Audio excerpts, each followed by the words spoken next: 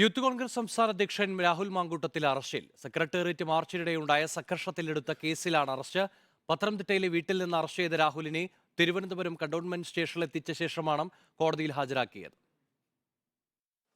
ഇന്ന് പുലർച്ചെ പത്തനംതിട്ട അടൂരിലെ വീട്ടിലെത്തിയാണ് കണ്ടോൺമെന്റ് പോലീസ് യൂത്ത് കോൺഗ്രസ് സംസ്ഥാന അധ്യക്ഷൻ രാഹുൽ മാങ്കൂട്ടത്തെ അറസ്റ്റ് ചെയ്തത്. കൃത്യം 10:15 തിരുവനന്തപുരം കണ്ടോൺമെന്റ് സ്റ്റേഷനിലേക്ക് രാഹുലിനെയും കൊണ്ട് പോലീസ് എത്തി. വൈദ്യപരിശോധനയ്ക്കായി കൊണ്ടുപോകുന്നതിനിടയിൽ രാഹുലും പോലീസും തമ്മിൽ സ്റ്റേഷനിൽ വെച്ച് വാക്കുതർക്കമുണ്ടായി.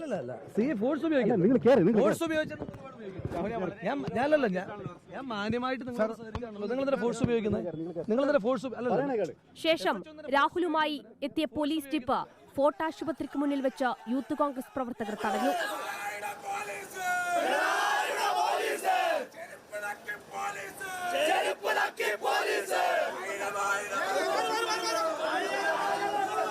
പോലീസ് ഇടപെട്ട പ്രവർത്തകരെ മാറ്റിയാണ് രാഹുലിനെ കോടതിയിലേക്ക് കൊണ്ടുപോയത്. കഴിഞ്ഞ ഡിസംബർ 20-നാണ് യൂത്ത് കോൺഗ്രസ് സെക്രട്ടേറിയറ്റിലേക്ക് മാർച്ച് നടത്തിയത്. ഈ മാർച്ചാണ് അക്രമാസക്തമായത്. നവകേരള യാത്രക്കിടെ ഡിവൈഎഫ്ഐ പ്രവർത്തകരും മുഖ്യമന്ത്രിയുടെ ഗൺമാനും ചേർന്ന് യൂത്ത് കോൺഗ്രസ് പ്രവർത്തകരെ ആക്രമിച്ചതിൽ പ്രതിഷേധിച്ചായിരുന്നു മാർച്ച്.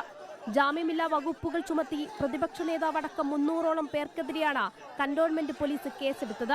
പൊതുമുതൽ നശിപ്പിക്കൽ, പോലീസിനെ ആക്രമിക്കൽ, ആയുധം കൊണ്ട് മുറിവേൽപ്പിക്കൽ, അന്യായമായി സംഘം ചേരൽ, ഔദ്യോഗിക കൃത്യനിർവഹണം തടസ്സപ്പെടുത്തൽ എന്നീ കുറ്റങ്ങളാണ് ചുമത്തിയത്. കേസിൽ 4ാം പ്രതിയാണ് രാഹുൽ. റിപ്പോർട്ടർ, തിരുവനന്തപുരം.